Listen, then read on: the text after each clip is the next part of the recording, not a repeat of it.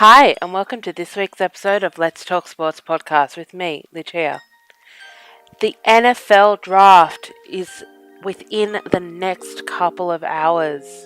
Well, to be exact, about, 36 or so hours.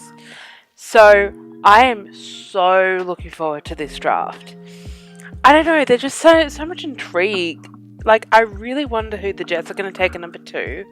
I wonder how Trevor Lawrence is going to look at draft night, even though he's staying in Clemson so that he can have more of his family around. And I'm really intrigued at what the Arizona Cardinals do. I think Matt Ryan is the most nervous player in the league, along with Jimmy Garoppolo, who, by the way, can I just say this about the 49ers? They have disrespected Jimmy G so many times. He got them to the Super Bowl last year. Not the last season, but the last calendar year. And they were thinking about Tom Brady, and they're also about to draft a quarterback. If I was Jimmy G, I'd be like, hey, I am a really good quarterback myself. I want to get out of here. But he's not. And I am so impressed with his amount of will to not want to just say, I want to get out of here. So yeah, I will be doing an after show after the first round. That will come out later on in that night, so I'll be recording it on Friday after the draft. After the draft in Australian time, which is probably going to be early Friday morning, US time. I'll be looking through a lot of the reactions, the initial reactions, and just overall gathering my points and to all put it together for the draft. I love the draft. I'm looking forward to seeing it actually in person, with people and with Roger Goodell, because he's fully vaccinated. He can hug the players. I'm very, very, very, very excited about it. So yeah, the presumed number 1 overall draft pick, Trevor Lawrence, looks good.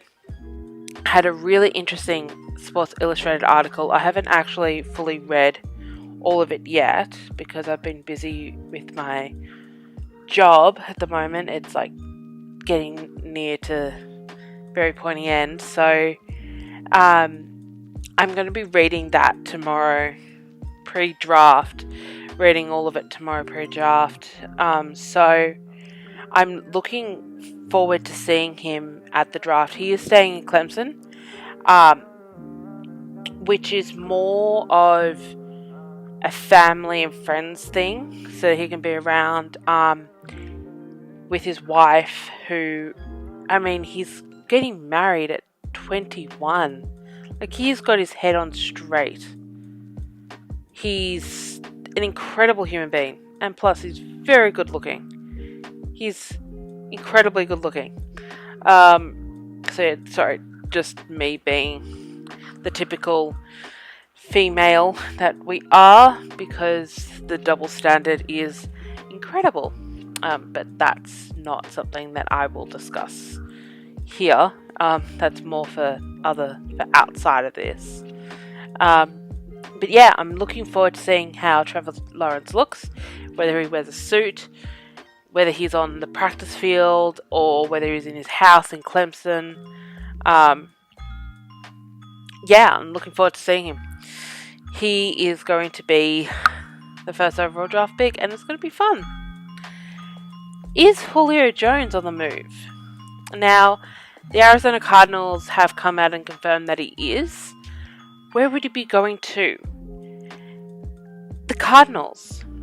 Actually, why am I saying the Arizona Cardinals? It's the Atlanta Falcons. Matt Ryan plays for the Atlanta Falcons.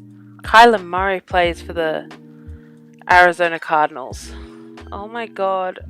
I'm so sorry. I've literally just fully messed up that. So I'm very, very sorry about that. Anyway, the Atlanta Falcons have confirmed that Julio is on the move.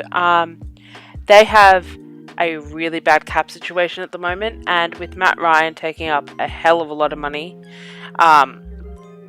they need to move someone. And Julio can't stay healthy enough to be on the floor, to be on the field for them. So, yeah, you've got to move off from them.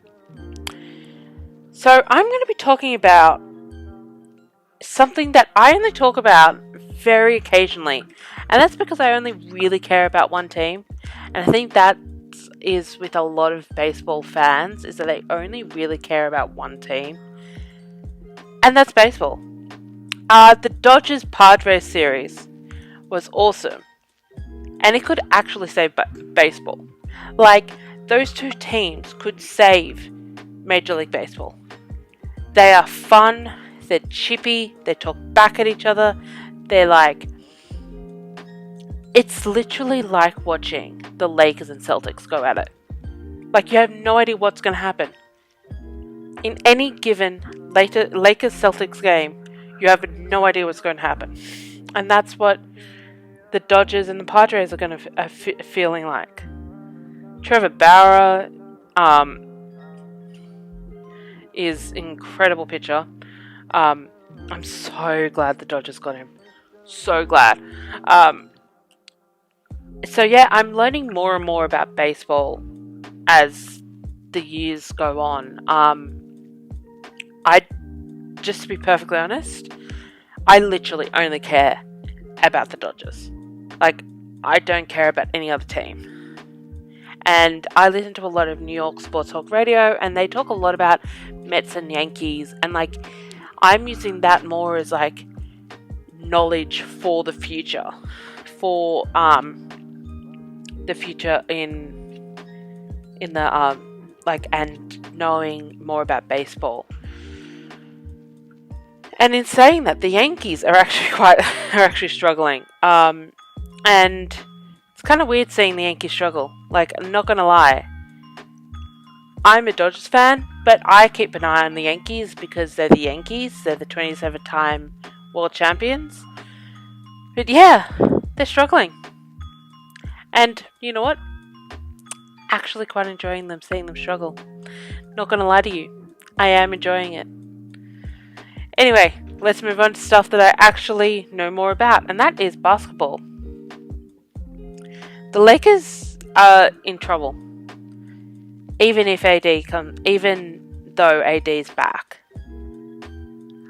I am begrudgingly getting more and more worried about the Lakers. And people that are online, Lakers Twitter, calls me out and says that I'm a fake Lakers fan because I'm getting worried about them. I am worried. I am so worried. And I don't know what I can put my finger on. I just know that I'm worried. And it's really strange, the fact that I am so worried about the Lakers, even though that they're still number 5. They've got some breathing room from the Mavericks. I'm still worried. I don't know why. We need LeBron back on the court, and you know my feelings about LeBron. I love him, but I like him, don't love him. But yeah, we need him back on the court with AD. ASAP. We need to get some wins. We've got, 10 games left of the regular season? Yeah, we need to stack up some more wins. Now, in talking about a really good regular season, the Knicks had a 9-game winning streak. They recently lost it to the Phoenix Suns, but holy crap. The Knicks are good. The Knicks are actually back. This is the first time in a long time that Knicks fans can be very, very, very, very positive about their team. And I'm excited for them. I'm really excited for the Knicks. Yeah, I'm really excited for the Knicks. And Knicks fans. Nikola Jokic. I cannot pronounce his first name. I can pronounce his second name because I've got a friend with the last name Jokic, but cannot pronounce his first name, so I'm sorry. Is the MVP favourite. Now, I'm still a little bit where's Damian Lillard in all this? He deserves to be the MVP favourite. Even Steph Curry, who I'll talk about next. But, yeah, Nikola Jokic is doing Nikola Jokic things. He's a big man. He's got great passing ability. He's doing what he does best. And that is win basketball games. And it would be interesting to see what the rest of the NBA's response to him winning the MVP would be. I'm very much looking forward to seeing or hearing his speech if he wins it. I think it's, honestly right now, I think it's between him and Julius Randle. They're the two. They're definitely the two. Julius Randle's got most improved locked in a bag. So yeah, I'm looking forward to seeing the rest of Jokic's season. Steph Curry is doing Steph Curry things. His April has been incredible. But we've seen Steph do things like this before. I hate how people are like, oh my god, Steph Curry's doing so well. He's been doing this. Just because we didn't see him all last season, and he's now the clear number one on his team, this is what Steph Curry does. He is the greatest shooter I have ever laid my eyes on. And I cannot wait. He is 205 threes away from overtaking Reggie Miller. He is 205 threes away. He's going to get it next season. He's absolutely going to get it next season. And it's going to be awesome. I even think that he could possibly do it now. If he continues the way that he's going. And I think that he's going to get it maybe at the end of the postseason. Because the Warriors are going to be in the play-in tournament. And I wouldn't count Steph out against any of those. But yeah. Steph Curry does Steph Curry things. Have we all just stopped thinking about it? It's Steph Curry. Yeah. I have to say a couple of things about the disrespect that Steph Curry gets.